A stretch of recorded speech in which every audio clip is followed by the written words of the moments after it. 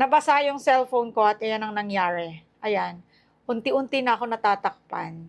Pero ito yung Samsung A55 na binili ko last February kasi sabi ko noon gusto ko ng Android.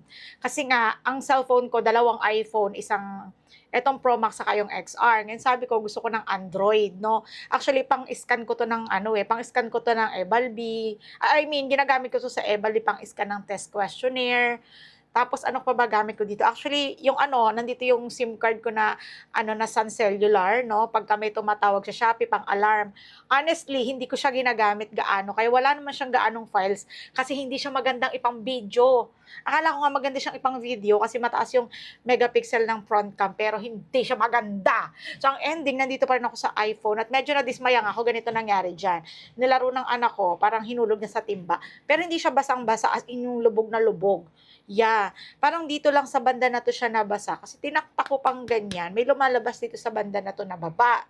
Ngayon, kasi base sa nabasa ko, water resistant to up to 1 meter. Sinabi natin water resistant, so kahit pa paano mariresist niya yung water, no? Yung simpleng basa-basa, kaya niya. Wag lang isusok talaga at ibababad. Hindi naman siya nababad. Ito ang iPhone, water resistant lang din naman to. Kahit mabasa-basa naman to, no? Bisa nauulan-ulan, hindi naman. Hindi naman nagkakaganar.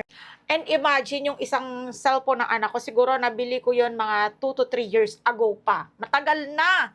Parang 4 years ago. Hindi ko na maalala. Alam ko, ano pa yun eh. Parang pandemic pa no? Parang, ano pa yon, hindi pa face-to-face ang klase noon. Oo. Naalala ko, tas ang ginawa ng anak ko, dahil hinihiram niya nga ito, tinapon niya dun sa labas. Tas di ba humahamog-hamog nung nakakarang araw? Nahamugan yun, magdamag. Nung kinuha namin, basa. Pero buo. Eto, ayan. Oh, konting basa lang, ganyan na. Ano ba yan? Sa mga nagsasabi sa akin na kunin ko yung files, wala akong kukunin na files kasi walang files to. Yeah, ang files ko ay nasa iCloud. Yeah, naka-ano ako, 'di ba? Naka-Apple ako. So ang files ko lahat nasa iCloud. May tinga ako. Kung baga ito, spare phone ko lang talaga to, parang secondary phone ko lang.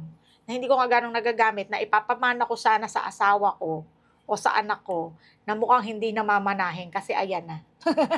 Pero dadalhin ko pa 'to sa service center, feeling ko naman magagawa pa 'to.